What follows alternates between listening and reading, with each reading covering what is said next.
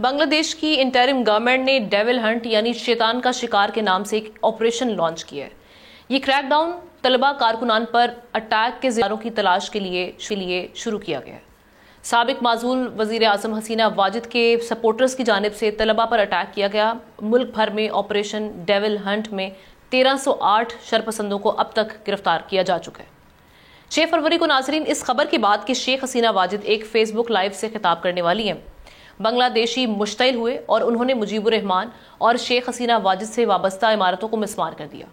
बांग्लादेश में हालात क्या रुख इख्तियार करने जा रहे हैं, इसी हवाले से हम बात करते हैं। हमें एहतशामुल हक अब्दुल्ला हमीद गुल साहब ने ज्वाइन किया है, चेयरमैन जवानाने पाकिस्तान, और आपकी गहरी नज़र है इंटरनेशनल अफेयर्स पर भी आपने ज्वाइन किया। थैंक यू मच अब्दुल्ला साहब। आपसे आगाज़ करते हैं। ये बांग्लादेश जो एक लॉन्च कर रहा है ऑपरेशन, ये उनके लिए कितना इस वक्त ज़रूरी हो चुका है उनकी स्टेबिलिटी के लिए, क्योंकि हम देख रहे हैं कि जब से शेख हसीना वाजिद यहाँ से जा चुकी हैं उसके बावजूद हालात उस तरह से नॉर्मलाइज नहीं हो रहे यहाँ पर, तो किस तरह से देख रहे हैं इस ऑपरेशन? बहुत शुक्रिया आपका। देखें, बांग्लादेश के हालात जो हैं वो बड़े अहम है। इस टाइम पे उनके ऊपर नजर रखना हमारी जरूरत है और इस पूरे रीजन के अंदर जो है उसका एक इम्पैक्ट होगा। लेकिन जहाँ तक फौरन ये इस ऑपरेशन डेविल हंट का ताल्लुक है, इसको आप समझें कि असल में मकसद ये है कि ये वो तमाम बातें हैं जो बुनियादी तौर पर बांग्लादेश की जो एक सोच थी, जो बांग्लादेश बनाने के पीछे जो अवामिल थे, ये एक्चुअली उस सोच को जो है ये हंट कर रहे हैं, यानी कि डेविल हंट, शैतान का शिकार। तो शैतानियत किसने शुरू की? यानी कि पीछे भारत था।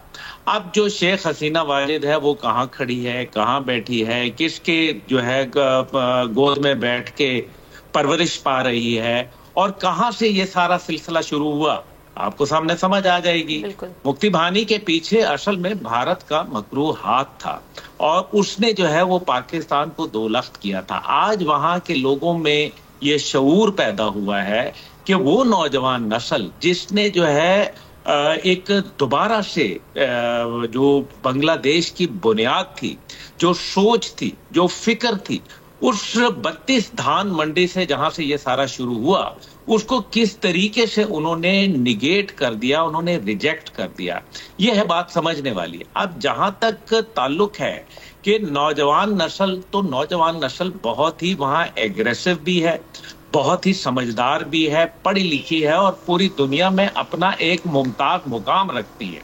इसलिए मेरा ख्याल है कि जो बांग्लादेश में सूरत हाल है उसको जो है बिल्कुल आसानी से जो है वो आप नहीं समझ सकते, क्योंकि उसके पीछे बहुत ज्यादा जो है वो एक पाकिस्तान की कहानी है, एक नजरिए की कहानी है, एक कमिटमेंट है, एक उनकी प्राइड है। और साथ ही साथ ये भी देखिए कि बांग्लादेश में मामूली बात है कि जब कोई एहतजाज होते हैं तो वह लाखों लोग बाहर आ जाते हैं। इससे ये बात पता चलती है कि वो मौलवी AK फजले हक हों या कोई और, जिनकी सोच, जिनकी फिक्र जो है आज नई नस्ल के अंदर जो है वो कायदे आजम की सोच जो है वो अंदर उनके ज़हनों के अंदर समो गई है और वो ये चाहते हैं कि भारत का तसल्लुत मुकम्मल तौर पर खत्म किया जाए। इसी वजह से शेख हसीना वाजिद जो है वो वहाँ एक नया लुच तलना चाहती हैं और चाहती है कि किस तरीके से सोशल मीडिया पे प्रोपोगेट का, आप देखें ना,